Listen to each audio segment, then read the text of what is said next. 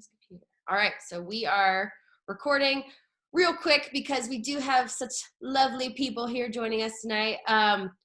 We're going to do a quick check-in like we always do. I think we all could use that a little bit more now than ever since we are not going to be back in the gym till next Friday. But we'll start with you, Sadie, but let's just go ahead and introduce yourself. Tell us how you're doing today. And one thing, if someone were watching this who has not tuned into any of the nutrition stuff, one piece of advice or one thing that you think would be helpful for them to know. Cool. I'm Sadie. I have recently started tracking what I'm eating through MyFitnessPal, and I've found that it's been really helpful for me to minimize mindless eating and be more aware of when I'm eating, how I'm feeling after I'm eating, and in general, like introducing some more mindfulness around proper nutrition and fueling myself. Awesome. And how are you doing, Sadie? How am I doing? I'm doing pretty good. Yeah. All right. Thank you for asking. You're welcome. Let's go to you, Andy.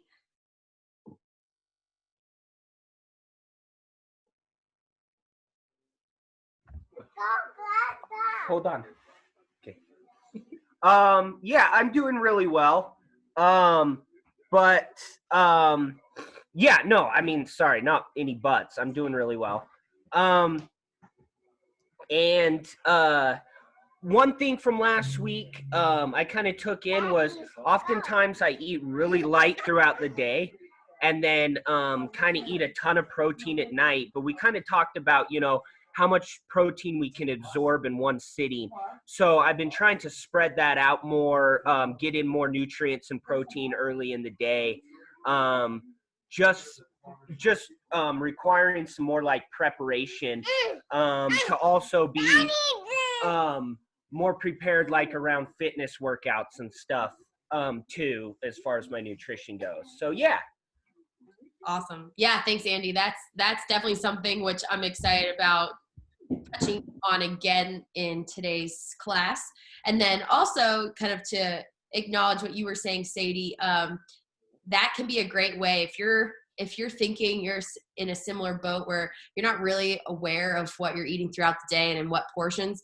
Tracking on an app or at least writing it down can be a good indicator of, okay, where am I getting most of my food throughout the day? Or like, are there certain times, am I front loading, am I back loading? And so that can both, with what you said, Sadie, and then what you said, Andy, building this awareness around your current habits is obviously step one, or at least a very crucial step in addressing your nutrition, things that you need to work on with your own nutrition. So thank you both. Nate, let's go to you. Hi. I'm doing pretty well. I mean, I was bummed about not being able to work out at the gym today, but I did break out my dumbbells that I bought last time the gym was closed, and I laid down on the floor of my apartment.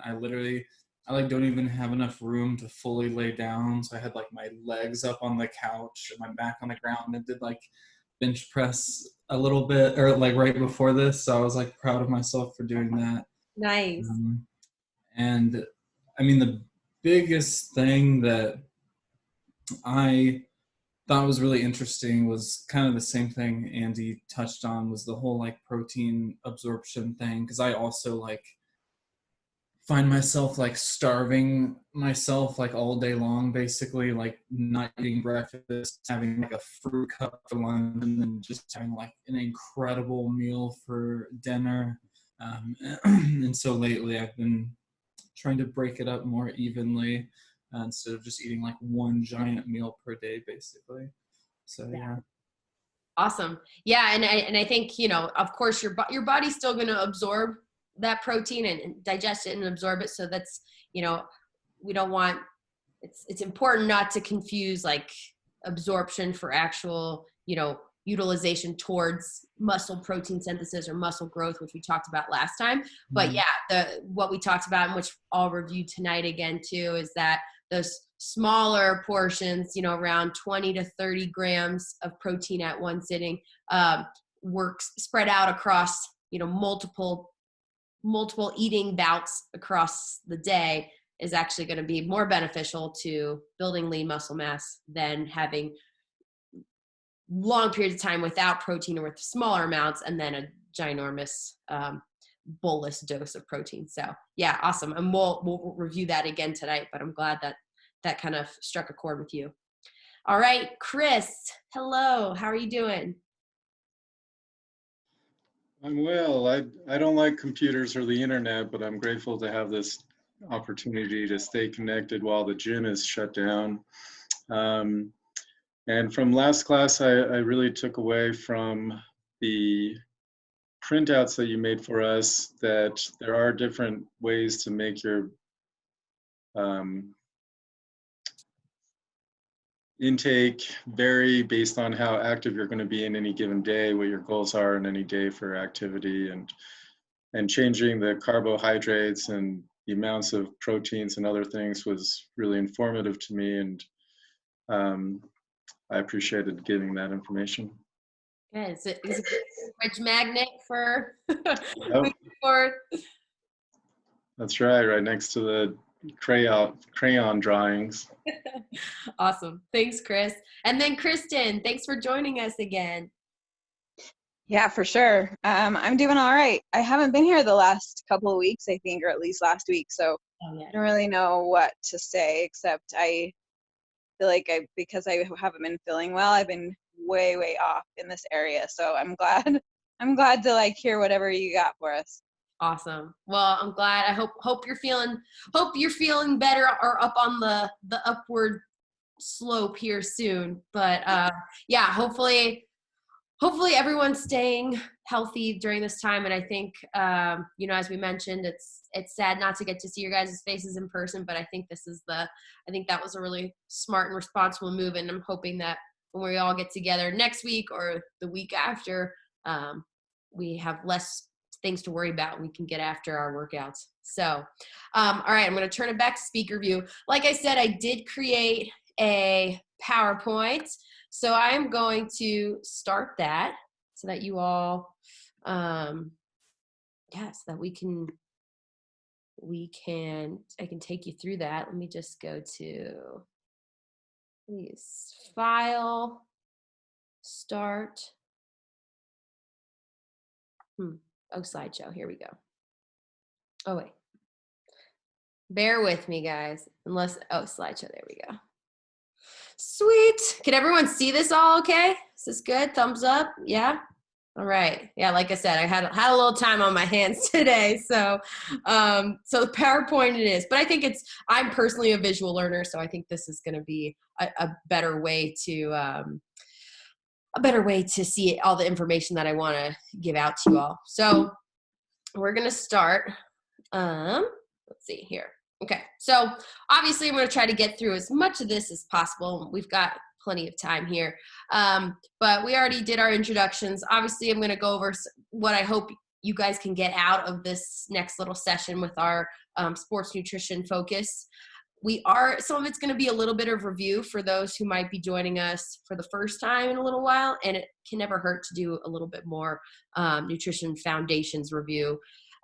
We did talk a little bit about energy systems last time and substrate utilization. It sounds kind of fancy, but it's really just energy systems and what nutrients you use during different energy systems, which is going to be helpful when we're talking about like high intensity exercise versus lower intensity aerobic, endurance exercise. So I want you guys to understand what those different energy systems look like and then what they require from a fueling standpoint. Then we'll get into the fun fueling recommendations for pre, during, and post exercise or post workout, which I think is going to be really helpful for you all in particular because, there's lots of things we can do to take advantage of our training window pre and post. And then we'll kind of review the takeaways and then we'll have time for questions. All right. So like I said, and I'm going to move this guy here, but our objectives here, obviously I want you guys to have a good understanding of the basics in terms of, macro and micronutrients from a health and exercise standpoint. I want you guys to understand what your nutrient needs are depending on what energy system you're using. So what type of workout you're doing. We'll go into performance nutrition recommendations around workouts. And we'll talk a little bit about safe and effective weight management strategies, which I think I talked about 2 classes ago. But I think it's important, especially with performance nutrition. It's like, okay, is there a way to safely manage your weight while also taking into account, weight loss or weight management to some extent. So definitely want to cover that. In terms of the basics here, so we've talked about, we have macronutrients, we have micronutrients. Macronutrients are those larger, our body needs larger quantities of these types of nutrients to survive. So protein, fat, and carbs are our 3 primary macronutrients. It's also a way we can classify calories. Most calories in food you can identify every single food as either a protein, fat, or carb, or a combination of one or more of those 3 categories. And alcohol technically is a 4th macronutrient, but we're going to focus on protein, fat, and carbs. And then micronutrients, again, I'd love to delve deeper into this, perhaps not during this 6-week portion, during our wellness challenge, but these are going to be your vitamins, minerals, antioxidants, those phytonutrient compounds that I was talking about last class a little bit, which are kind of those the defense mechanisms of plant foods, which provide us with a lot of really wonderful disease fighting properties. And you're only going to find those in your plant foods. And so those are going to cover those 2. Like I said, I show these Venn diagrams because there's plenty of foods that they're not just providing us with proteins, they're also going to provide us with fat. And then there's, plenty of foods that are both a fat and a carbohydrate, or maybe it's a protein, fat, and carbohydrate. So they're not mutually exclusive. There's a lot of overlap there. Like we talked about though, protein and carbohydrates per gram contain 4 calories, whereas fat contains 9 calories per gram. Alcohol contains 7 calories per gram. So just to give you an idea of, we talked about this last time, but if you know the protein, carbohydrates, and fat of a certain food, especially looking at the food label, you should be able to calculate the total calories for that food. It's also important too to notice that, fat is over double the amount of calories that protein and carbohydrates contribute. So it's not to say we want to avoid fat by any means, but it's just important to realize and keep that in mind, that it is going to ramp up your calorie intake quite a bit more than the other 2. What are the pictures? Oh, I'm sorry. Oh, you're good, Chris. What's your question? I was wondering what the pictures are in the fats circle that don't overlap. Those are going to, so I would say it looks like nuts, which nuts are definitely going to provide some carbs and protein. So I don't know why that's in there, but I will say like something like olive oil, for example, is going to be just straight fat. Butter, actually butter might have a little bit of carbohydrate too, but most of your oils are just contributing fat and nothing else, unless it's in its whole foods form. So like avocado oil is going to provide just fat, but avocado itself actually has a decent amount of carbohydrates in it. So I think, most of those oil extractions are going to be your primary singular fat sources. Good question. And yeah, I wonder what is in that diagram because I can't really tell. Okay, so we talked about this before, but it's going to all tie. Oh, sorry, Sadie, go ahead. Do you have a question? Yeah, can you hear me? Yes. I'm walking the dog. What do you mean by alcohol? Just like actual alcohol. So any type of, you'll find this out perhaps, or maybe you won't, but like on MyFitnessPal, a lot of times, which is a common food tracker, if you log let's just say a shot of vodka or something as you consumed, you'll actually notice that it'll say the total calories, but there's no fat, there's no protein, and there's no carbohydrate in vodka, for example, but the calories are all coming from alcohol calories. So it's its own separate macronutrient because it's actually processed differently than all the other macronutrients in the body. And as you can see here, it provides us with 7 calories per gram. So almost as much as fat in 1 gram. So it's because it has a different metabolism in our body, it is considered its own macronutrient. Gotcha. Yeah. Thanks. Yeah, but a lot of people don't realize that. So it's just important to point that out.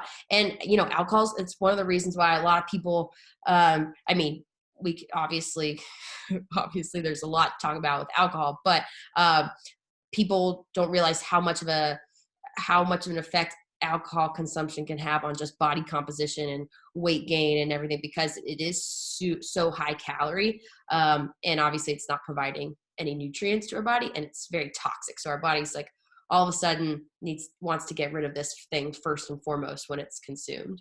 So but yeah, good question on that. So in terms of carbohydrates, touched on this last time, sometimes it's nice to have a visual on it. So as we talked about, and what we'll continue talking about, carbohydrates are the driving force for high intensity exercise. So if you are trying to achieve high intensity level, if you're trying to work at a high capacity of your VO2 max, or just trying to work as hard as you possibly can, let's say, we take a 1 hour time period with class, and you want to get after it, that high intensity is going to be mostly fueled by our carbohydrates. So it's very important if you're going to reach higher intensities. Now, a keto diet, like we talked about, is going to be mostly high fat, very minimal carbs, and moderate protein. So if you are on a keto diet and you don't have very many carbohydrate available to your body, you will not, it might feel like you're working at a high intensity because you're out of breath and you are tired, but you just can't achieve the same level of intensity as you would if you had carbohydrate stores in the body. So that will automatically, your body won't be able to achieve that intensity. So it fuels our muscles, right? It fuels contraction that is required. In our brain, what's really important is that our brain, for mental focus and acuity, requires 130 grams of glucose or carbohydrate per day. So that's like just for proper brain function. That amount of carbohydrates is used. So when people have really low carbohydrate diets, a lot of times the first effect they might feel or notice is like that brain fog or cloudiness with their thinking. Now, it's also important, and we didn't talk on this last time, but we have limited stores in our body of carbohydrates. So our muscles can't just store an endless amount of carbohydrates. For most people, our muscles, if we're completely topped off with our carbohydrate stores, we might be able to store about 400 grams of carbohydrates. And then our liver, which sustains our blood glucose or our blood sugar, can hold another 100 grams of carbohydrate. So if 1 gram is 4 calories, if we're talking 500 grams of storage, that's 2,000 calories that our body can store in carbohydrates at one time if completely topped off. Most of the time, we're not very topped off. If you're under eating, it's very rare that you're going to be anywhere close to that. So, when we talk about carbohydrate loading before a big event or something, the idea here is to try to get those carbohydrate stores topped off in our body so that our body can be fueled for longer periods of time without having to refuel. But it's important to know that these stores are limited. So we have to constantly replenish them, which is why carbohydrates are an important part of performance nutrition. And then if we're talking about like total calories and a percentage of what we're trying to look for in terms for an active individuals, we're going to want anywhere from 45 to 65% of our total daily calories coming from carbohydrates. So and feel free to ask questions. I think, you feel free to just pop in, or you can do the raise hand icon, but any questions along the way are well. How long does it take to burn through 500 grams of carbohydrate? So it depends on it depends on your exercise intensity, the duration, right? But most people are burning, I'd say, if you're in an endurance event, your body can burn anywhere from 1 gram of carb. I'd say on the high end, your body can burn 1 gram of carbs per minute. So 60 grams per hour. So you have quite a lot. Like if you're topped off, you should be able to sustain exercise, a high intensity of exercise, for a good portion of time. The problem is too, though, you're burning through, your liver glycogen stores are also providing a constant supply of blood glucose to your bloodstream so that your blood sugar doesn't drop too low. So, but you don't want to just drain the reserves and then bring yourself back down to 0 and then go back up. Like you want to be able to, it's more efficient to be supplying your body with available carbohydrate during exercise than letting it all run out. And I'll show you, and we'll get into like the during exercise fueling recommendations. But yeah, that's a good question. It's helpful to know kind of how much you can burn. But if you think about 500 grams at 4 calories per gram, it's 2,000 calories right there. But there's plenty of workout sessions depending on the intensity and all that, and duration, where you can burn through 2,000 calories in a fairly short amount of time. So it's not as long as you think. In terms of, continuing on our carbohydrate train here, it's important to know that there's different types of carbohydrates. So we often talk about or hear simple carbohydrates versus complex carbohydrates.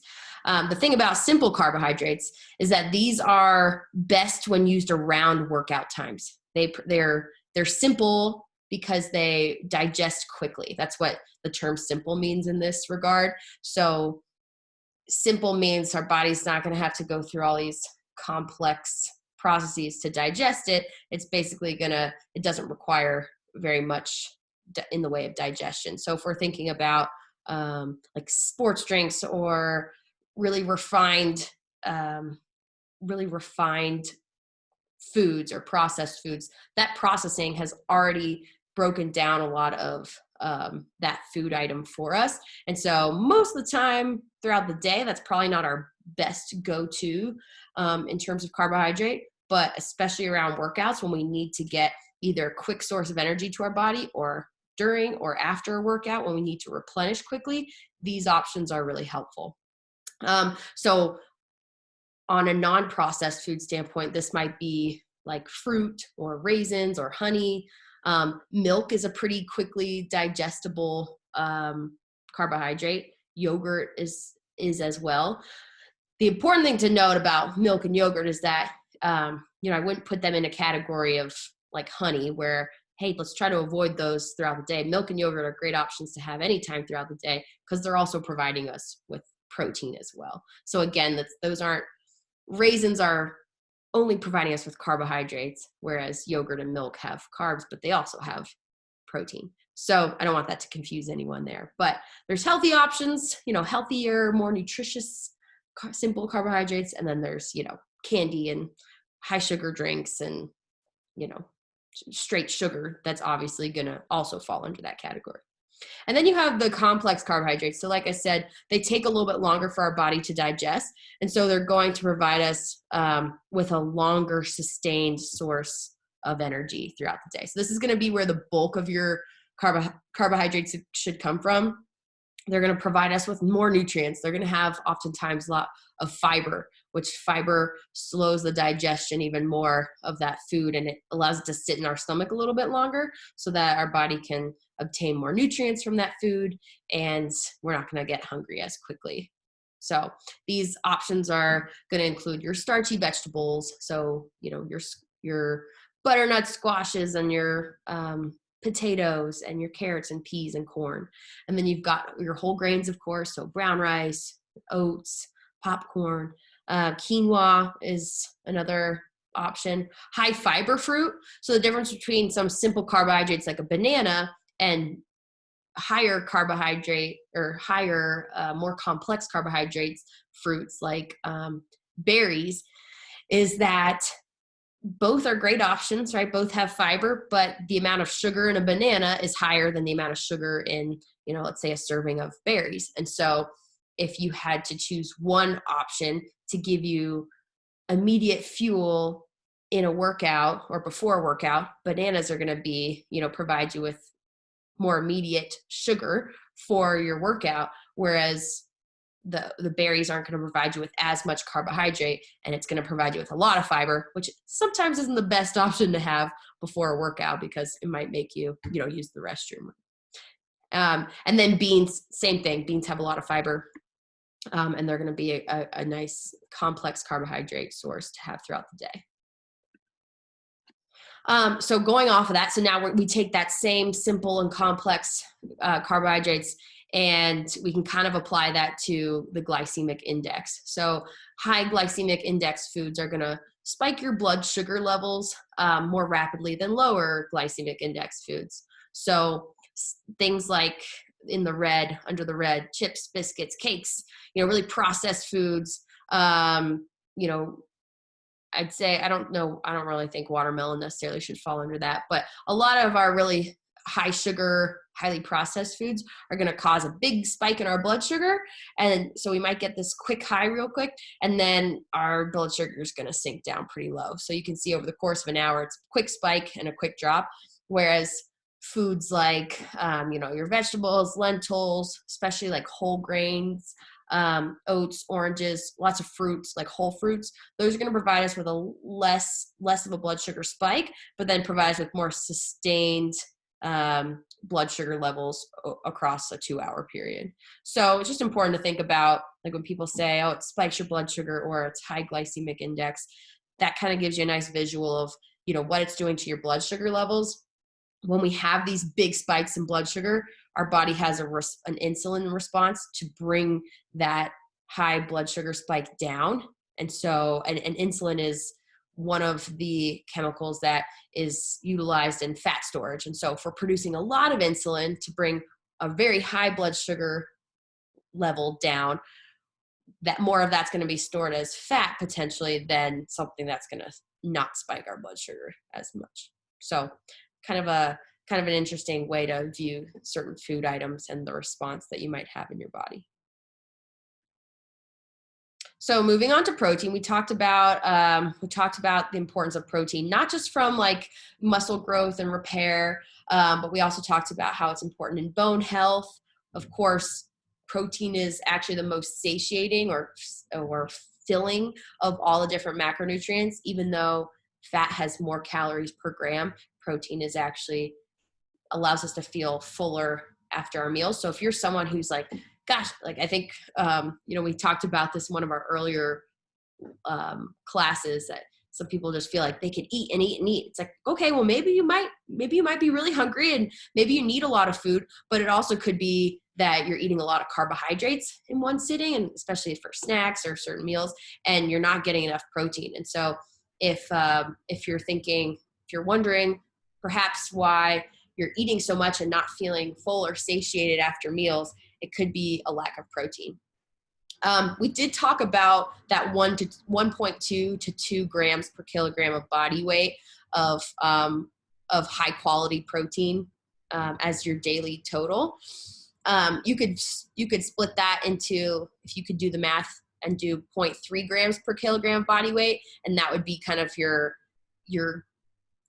optimal protein intake per meal or snack, if you wanted to divide it that way.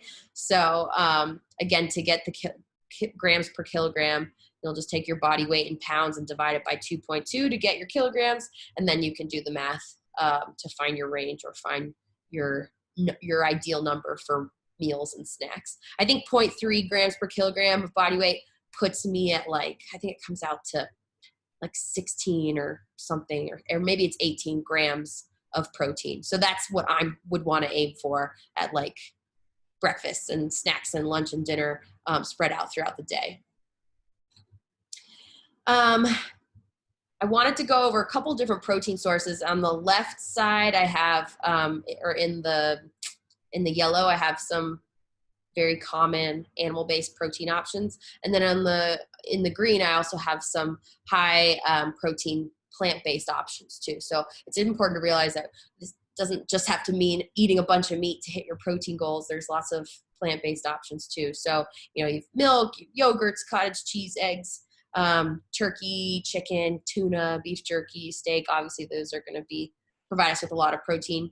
But then on the plant-based side, we have peanut butters or different nut butters and nuts, lentils, beans, edamame, tofu, chia seeds or different types of seeds like pumpkin seeds, sunflower seeds, whole grains. So oats or oatmeal, like that actually provides us with a decent amount of protein. And same with whole grain breads and whole grain products. Soy milk actually has the same amount of protein per cup as cow's milk. So that's, if you are looking for a milk that is high in protein, soy milk's going to be a great option. And then quinoa, like I said, because it is a whole grain, that actually provides us with a decent amount of protein per cup. So just good information to have here.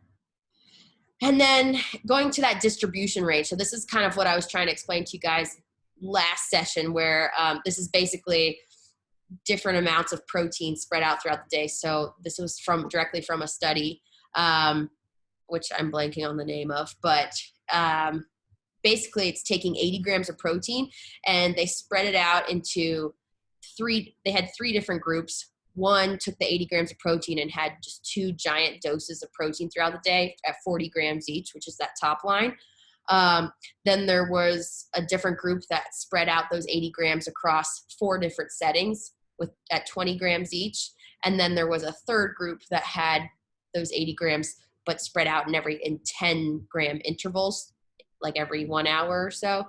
And basically the study concluded that this 20 grams spread out across, every 2 to 3 hours or so was kind of that sweet spot in developing more, muscle growth in those individuals with of course a training program. They weren't just like sitting on the couch or anything, but the 20 grams seemed to be that sweet spot. So again, it's almost, I don't want you guys to think about like, oh I'm trying to aim for 130 grams of protein per day and think about it as any way possible reaching that 130 grams. Instead, it's like, okay, well, how can we divide that 130 grams throughout the day somewhat evenly, or at least, that around that 20 gram mark, so that I can achieve that total goal, but we can keep those spread out instead of having these giant high protein meals spaced out very far apart. And if anyone wants that the study to read, I'm happy to share that. So I wanted to give you guys a little bit of example of like what this might look like. And again, this obviously depending on your calorie intake and your goals, it might look a little bit different, but this, as an example, you had breakfast at 7 and then 3 hours later you had a snack, that's high protein. And then you had lunch, then you had like a pre and post workout, and then you had dinner. If that was kind of how your day looked and you just hit the minimum 20 grams, that would get you to 120 grams of protein for your entire day, if spread out across every 3 hours or so. So this could be one example of what that looks like. And then in terms of what that might actually translate to from a food standpoint, I have one option on the top and one option on the bottom, but that could be something like oatmeal made with milk. So you get a little bit of extra protein in there with some nuts and seeds and berries and Greek yogurts. That's actually a pretty high protein breakfast. Whereas if you just have oatmeal, a lot of people are like, oh, I had oatmeal for breakfast. It's like, okay, well, oatmeal is a good amount of complex carbohydrates, so that's really great, but it's not very high in protein. So adding the milk, adding the nuts, adding the seeds and Greek yogurt, like that's a good way to kind of take a traditionally very high carbohydrate food or meal and making it a little bit more protein and protein focused. which is therefore going to allow you, keep you filled up for a lot longer. Then as a snack, maybe you have one of those tuna pouches and eat it with some edamame, for example. Lunch could be some whole grain, so rice or quinoa with some chicken, beans, some veggies. Pre-workout, we'll talk about good pre-workout options, but maybe it's a whole grain slice of bread with some peanut butter and fruit and a glass of milk. Post-workout could be a smoothie or shake, and then dinner, we got a protein, a carbohydrate, and a vegetable. So again, this will be available for you guys. I'm happy to share any of these resources with you all. Oops. But I just wanted to give you guys some ideas, because oftentimes it's like, okay, I have the numbers, but how does that translate into actual food? All right, so fat, and I don't want to take up all your time, so it might go a little quicker through these. But so as we talked about, fat's pretty energy dense or calorie dense, but it is an essential part of the diet, especially for active individuals. So it shouldn't be overlooked. It is definitely going to be fueling your lower intensity workouts. So it's definitely important there. It's also important for hormone production. We talked about this on like our very first day, but you need a certain amount of fat for protection and protecting those vital organs.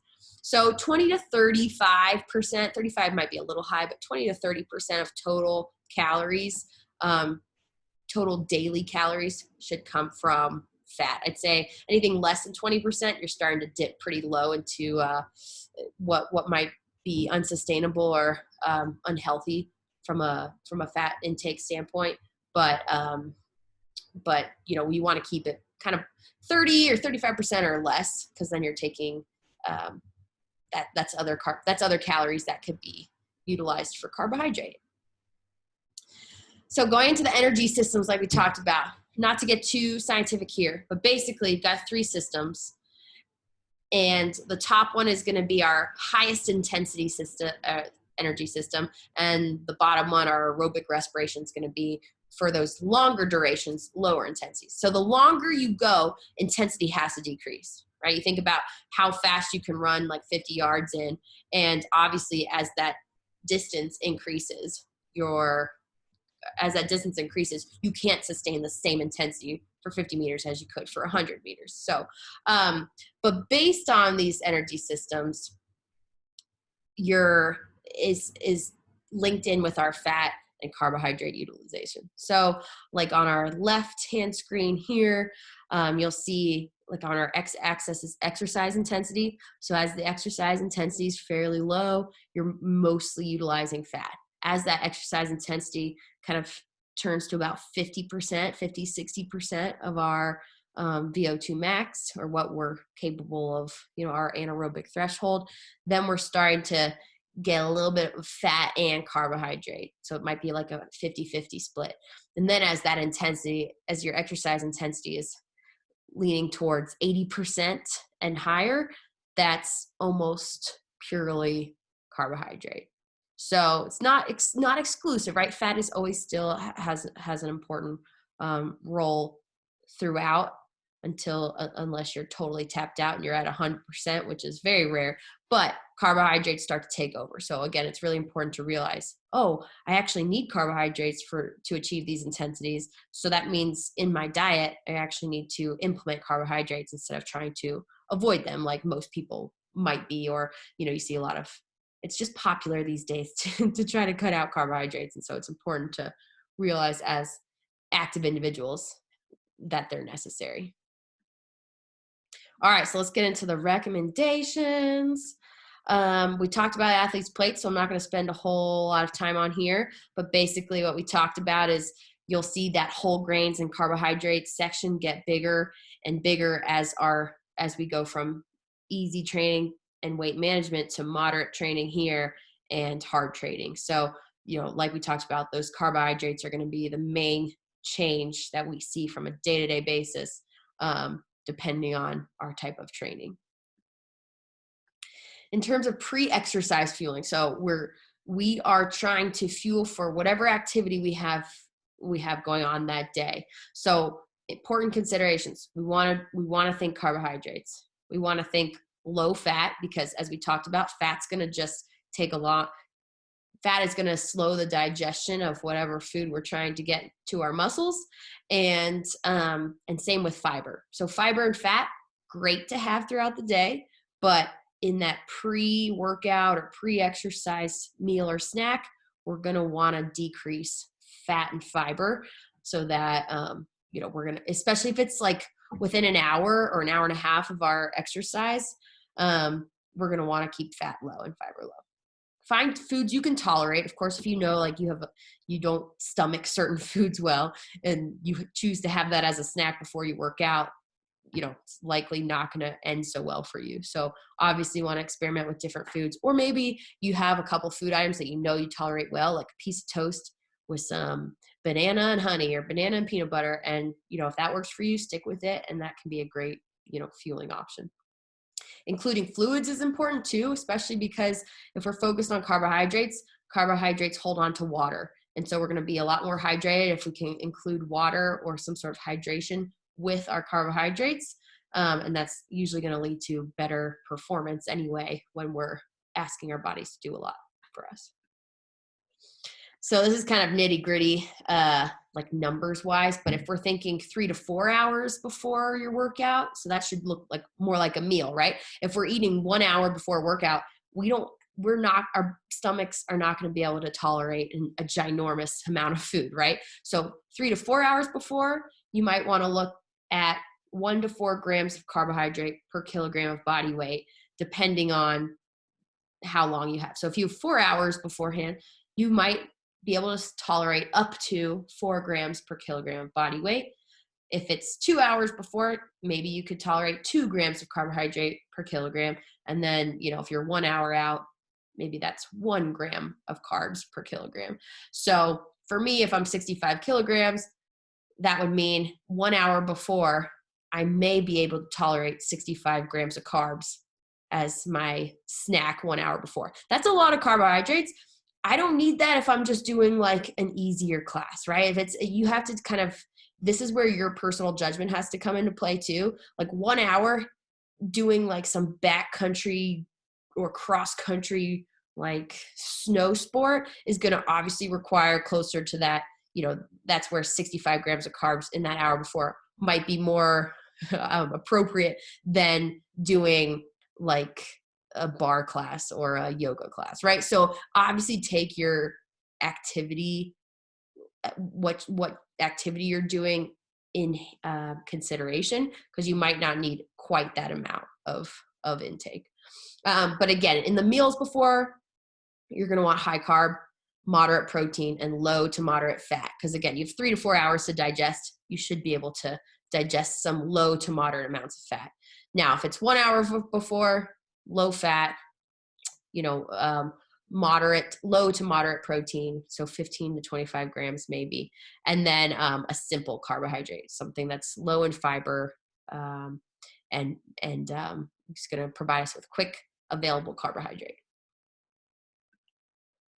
Now, during exercise, so a lot of people think that that you need to be eating or drinking something with calories during all workouts. And I think it's important to realize or recognize which workouts require or would you benefit by having carbohydrates or some sort of calories during them, and which ones you're okay without. So if anything that's less than 45 minutes, you're good. You do not need to have any type of carbohydrate intake. Water is a great hydration source to have throughout. Now, if you're doing any type of sustained or high intensity, 45 minutes straight of intense something, you might need to look at small amounts of carbohydrates, or a mouth rinse. A lot of studies are actually showing like by just swishing like Gatorade or some sort of carbohydrate drink in your mouth, it can actually have some effects on our central nervous system and increase performance. But the results haven't been like super profound in that regard. But something like sports drinks or products could come in handy during that 45 to 75 minute. But again, small amounts. When we're talking like 1 hour plus up to 2.5 hours, now we're actually trying to look at like actual carbohydrate intake. So 30 to 60 grams of carbs per hour. So a lot of like those shot blocks or goos that you might see for different sports. A lot of those are around 20 to 25 grams of carbs. So if you're, you might be good with one of those, or you might need 2 per hour, depending on, your duration and your intensity. There's also plenty of other, there's liquid sports products and powders that you can mix in with water that are going to provide you with some carbohydrates. Sometimes you can tolerate real food depending on the activity. So it's just important these are a little bit more the endurance related for individuals, but it's important to understand or at least try different sports products before you implement them for a race. So if anyone's let's say you're training for a Spartan race and you didn't it comes the day of doing your Spartan race, you're got all these snacks and you're ready to go, and okay, I got to have 30 to 60 grams per hour. And then you didn't try any of those products in your training beforehand, or you haven't used them ever, you might have a pretty bad effect, GI upset and all sorts of stuff beforehand. So, this is definitely something to practice or train your gut for, or at least try out in practice before applying to a longer event. And then we have ultra endurance. So, that's going to be anything above 2.5 hours, and you can consume up to 90 grams of carbs per hour. But at this point, you're really going to be focusing on hydration too, and finding foods that are going to be comfortable on your gut. And then post-workout, post-exercise fueling. So we've got the 3 R's: replenish, replace, repair. So we're going to want to replenish fluids and electrolytes that were lost through sweat. We want to replace the carbohydrates that were burned during, to provide energy for that muscle contraction. And we want to repair with protein, because we've obviously done some damage to our muscles, and that's going to be important. So anywhere from a 2 to 4 to 1 carbohydrate to protein ratio. So that means 2 to 4 not grams, but if your protein, let's say, is going to be around anywhere from 15 to 25 grams of protein, you want to either double that up to quadrupling that as your post-workout snack. Now, again, this is all contingent on when your next full meal is going to be, and how intense your workout session was. So if you had a very intense workout session, it was very long, you might be looking at a 4 to 1 carb to protein ratio. Whereas, if you didn't do anything too crazy, it could be a 1 to 1 or a 2 to 1. So maybe it's 30 to 35 grams of carbs, which could be something like a yogurt and a piece of fruit or something, and with some protein in it. So the yogurt's going to have some protein and carbs in it, but something smaller, and then you can wait an hour. Within the next 2 to 4 hours, you have an actual full-blown meal that has carbohydrates, a lean source of protein, and low to moderate fat. And I say here a salty snack plus water or something, because salt's obviously going to help us replenish those electrolytes that were lost, especially if you're a salty sweater. But a lot of times when we consume salt, we get thirsty. And so it's kind of a salty snack's a good way to rehydrate and get that sodium back into your body. Okay, and then last couple minutes here, just want to talk about the weight management portion with performance considerations, because that is something that I get a lot of questions on.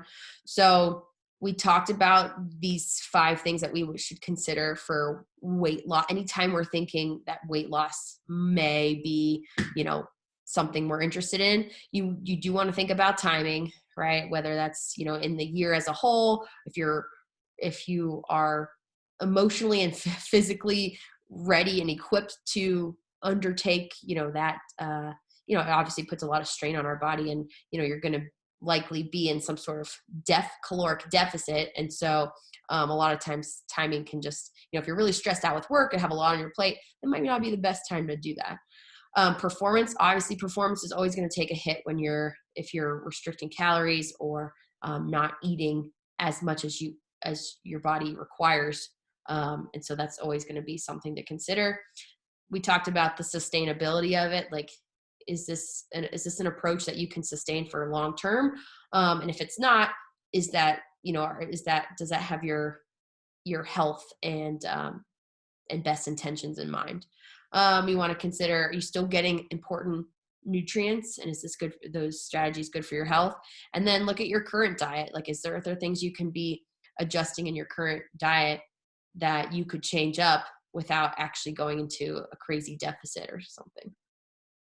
So we talked about, I think last time I did discuss briefly avoiding very low calorie diets, but just to review, very low calorie diets work for quick weight loss, but the issue is a lot of times that quick weight loss can include the loss of lean tissue and muscle mass. So, that's for me, if you're looking for weight loss, it's very sad to lose a lot of your muscle mass too. And, you worked hard for that. So I think that, that's an important thing that people don't often consider.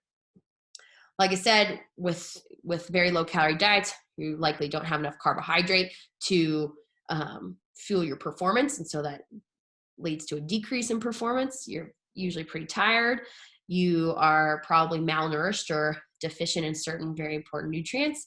And then obviously we've got, your emotions are a little bit all over the place due to hunger, fatigue, and stress. So good strategies to maybe implement for, weight management: increase protein intake, within reason, within a reasonable amount, is usually a great strategy because, as I discussed earlier, it's going to increase your satiety. It's going to keep you feeling fuller for longer. So if you increase protein, you're feeling fuller throughout the day, you're less likely to overeat. You also want to build your meals around nutrient-dense foods. If we think about like fruits and vegetables, those foods take up a lot of volume in our stomach. And again, when our stomach is full, when it's expanded enough, our gut sends our brain signals that we're full, and so we stop eating. And so a lot of times, if we're eating a lot of processed foods or high fat, high oil foods, that stomach mass doesn't fill up quite as big, or not nearly as quickly as it would with fruits and vegetables and really nutrient dense foods. And so we're likely going to overeat or fit a lot more calories in from a processed food standpoint than if we focused on nutrient dense foods.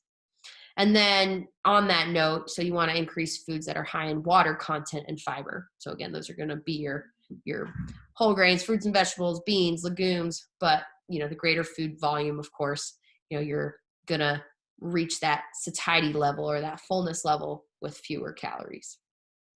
Also, with increased fiber, fiber is basically, it's going to increase the number of bowel movements you have throughout the day. And of course, if you can get rid of waste, you can empty the trash like 5 times a day versus like 1 time a day. It's just less mass, it's less volume. So, if you think about that, it's more opportunities for your body to get rid of waste that is great to get out of the body. And it's also feeding that healthy gut bacteria. So it's kind of there's so many things that we're finally learning about fiber and beneficial gut bacteria and health and weight management. So it's a cool area to get into.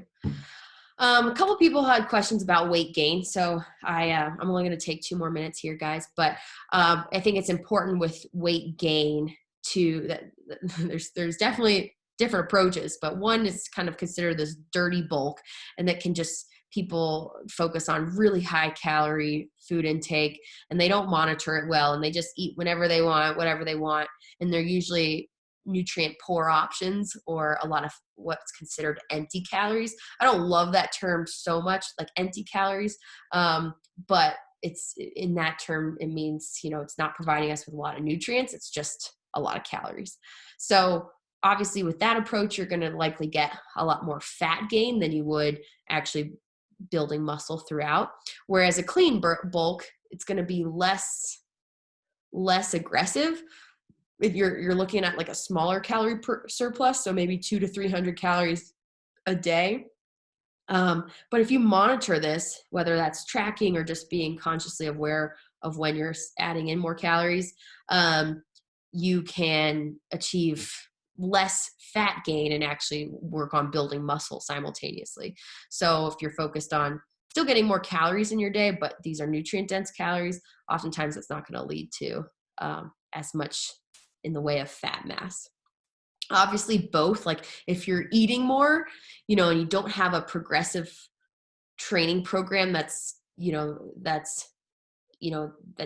for hypertrophy and muscle growth, obviously you're just going to have more mass, right? So it's not like all of a sudden eating more is going to translate to bigger muscles. You have to have a training program to go along with that.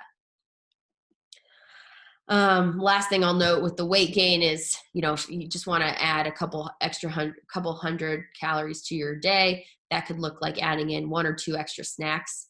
So obviously if you're going long periods of time without food, you want to fill those times, you know, not go too long. So I'd say every like 2 to 4 hours, 2 to 3 hours. Smoothies are a great way to pack in a lot of calories without it feeling like, oh my gosh, I can't eat a single thing more. So you can fit, especially with different nut butters and oats and sometimes yogurts and juices, those can actually be a great way to fit in more calories. All right, so that is my wrap. I'm gonna have a couple different takeaways here. Obviously, prioritize your health. That's like never takes a back seat for me, and I strongly believe if we're prioritizing our health, other things will fall in line, and we'll be able to, or at least we'll be better equipped to tackle everything else going on in our life if our health remains number one. Eat real food most of the time. You know, it doesn't have to be super complicated. We can certainly make nutrition complicated, but I'd say if like 75-80% of your food intake is trying to focus on minimally processed, you know, whole foods, you're probably in a good focus, your good mindset for nutrition. Carbs are important, so we just need to adjust our carbohydrate intake to meet physical demands. Spacing protein out throughout the day is important, so 20 to 30 grams every 3 or so hours. Eat something before and after training. Carbs and protein are key. So, you know, if everything's overwhelming you, but one takeaway from today is, okay, got to have carbs and protein before and after workouts. Great. Like you're all set. I say mostly carbs before workout, carbs and protein after workout. Consider timing and performance when it comes to weight management. There's a lot to go into consideration when you're, if that's on your mind or that's something you're looking to do. We didn't talk so much about this, but maybe we will next time, is healthy eating can be affordable and low hassle. I definitely, if anyone does the meal prep, the community meal prep at FTR, I have I think I've got they calculate it, it's like less than $3 a meal, or something crazy like that with the food items we buy or we spend. And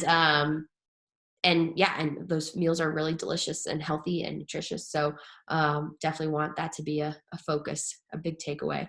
And then plan your nutrition for the day in advance. I've talked about this plenty of times before, but if you just like if you walk into the gym and you don't have a plan, it's not going to be a great gym session. Same thing for nutrition. If you don't have a game plan or at least some sort of idea of what your nutrition is going to look like for the day and what your meals are going to look like, and you know, if you have snacks planned out, it's probably not going to end so great for you. So put a little bit of time and thought into it, plan ahead, and you'd be really surprised with how effective that can be for, you know, just nutrition as a whole. So with that being said, guys, I appreciate you taking the time to be here tonight. And any questions from that, I definitely want to take questions if you guys have them. Where can we find this PowerPoint? I will. Well, so I'm recording. How do I stop screen share? I'm recording this video, of course, but I can also, it's a good question. I wonder where I can actually, if you guys want me to send it to you, I can absolutely email that over to you. So that would probably be my best recommendation, is if you guys want it. But I also do want to I'd love your guys' feedback. I might take certain slides of these and have them as handouts. So if there's anything in particular that you guys are especially interested or focused on from this presentation, I'd love to create a handout about that. So definitely give me feedback if you want to text me or send me a message, but shoot me a text for sure if you guys want me to email this over to you. Text or a chat on the Zoom? Just a text. Yeah, text. Okay. Or you guys can you can email me at foodtorecover@gmail.com. So I should have put that up there, but that's my email. But if you guys, if you guys need anything, reach out to me. I would love to have more handouts available. That's kind of a goal of mine, is to have like a little nutrition area in the front room at the gym and just let you guys peruse through some of those handouts and take whatever you want that you think that would be helpful. So I'll be working on that this week. Any other questions from you guys? I really appreciate y'all being here, by the way. So I think that was an excellent presentation. Thank you. thanks, Prez. Appreciate it.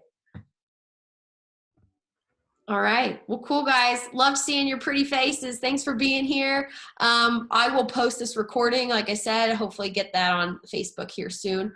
But really appreciate you all. Love you all. And we'll see you soon. Next Friday. Doors open back up. Let's have a party. Thank you. All right. Bye, guys. Thanks so much, Corinna. That was Yeah. great. Thanks, Andy. Bye.